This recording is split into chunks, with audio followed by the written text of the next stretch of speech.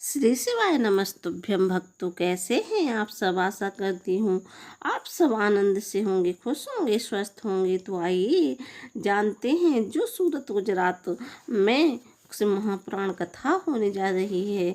इस कथा में गुरुजी ने कुछ नए उपाय बताए हैं, तो आइए जानते हैं वो नए उपाय क्या हैं। गुरुजी ने कहा है कि जिस प्रकार से कल्प वृक्ष से मांगो वो मिल जाता है, शिव महापुराण भी एक ऐसा कल्प वृक्ष की ही तरह है। शंकर के मंदिर में जाओ तो दो चीज़ें बाहर छोड़कर आना चाहिए।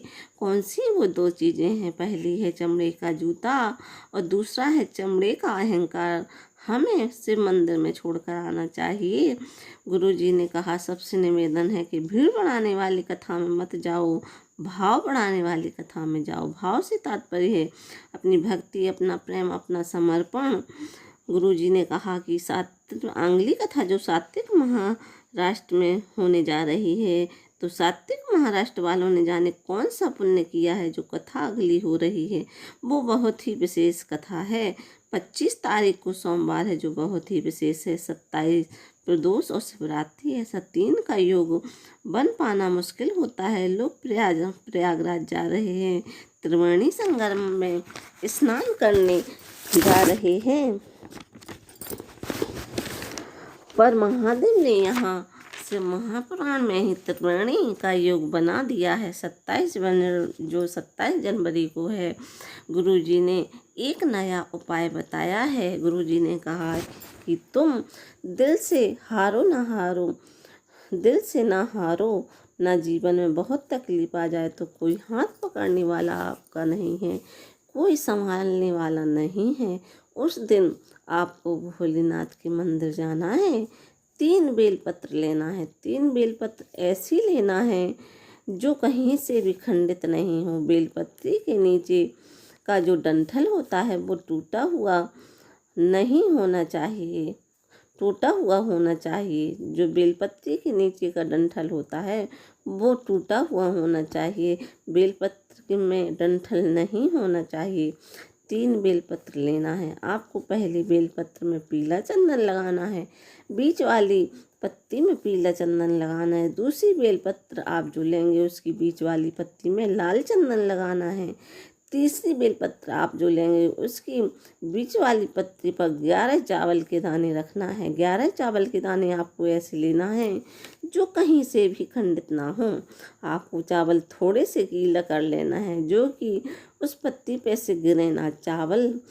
तीसरी बेलपत्र में बीच वाली पत्ती पर रख देना है। इसके बाद बेलपत्र आपको अपनी हथेली में रखना है। सबसे पहले आपको पीले चंदन वाली बेलपत्र रखना है, इसके बाद हथेली में लाल चंदन वाली बेलपत्र को रख देना है और अंत में जो 11 चावल वाली बेलपत्र है उसको उसके ऊपर रख देना है।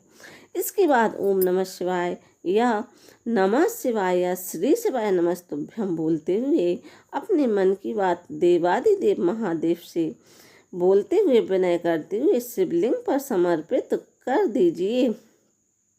तीनों बेलपत्र को एक साथ आपको समर्पित कर देना है। जब आपने अपने सीधे हाथ में पकड़ी है, जब आप महादेव से अपने दिल की बात कहेंगे तो जो बेलपत्र आपने अपने सीधे हाथ में पकड़ी है उसके ऊपर उल्टा हाथ जरूर रखें। इस बात का आपको ध्यान रखना है और इस बात का आपको अवश्य ध्यान रखना है। इसके बाद 1 लोटा जल माता अशोक सुंदरी के स्थान पर अर्पित करना है।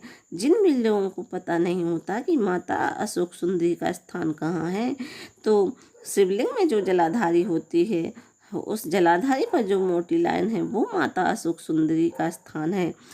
वहाँ पर आपको 1 लोटा जल आपको समर्पित करना है।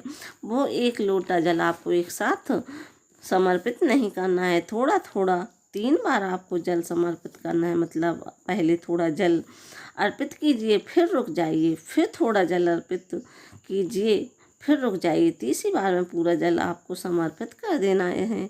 इस उपाय के अंतर्गत आपको कहीं और जल समर्पित करने की ज़रूरत नहीं है।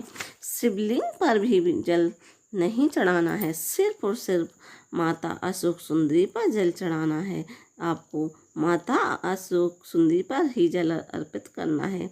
जल अर्पित करने के बाद जिस बेलपत्र में आपने 11 चावल अर्पित किए हैं उसमें से एक चावल के दाने को प्राप्त करना है और एक बेलपत्र प्राप्त करना है और उसको आप अपने घर लेकर आ जाना है और अपने पास रखना है।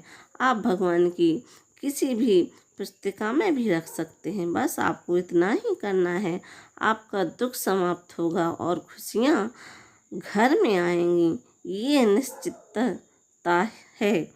माघ के महीने में आप किसी भी ये उपाय किसी भी दिन कर सकते हैं। माघ का महीना कहते हैं बहुत ही विशेष होता है, तो माघ के महीने का हर एक दिन शुभ है। तो ये उपाय आप माघ के महीने में भी कभी कर सकते हैं या फिर प्रदोष शिवरात्रि पर कर सकते हैं, सोमवार। श्री शिवाय नमस्तुभ्यम। हर हर महादेव।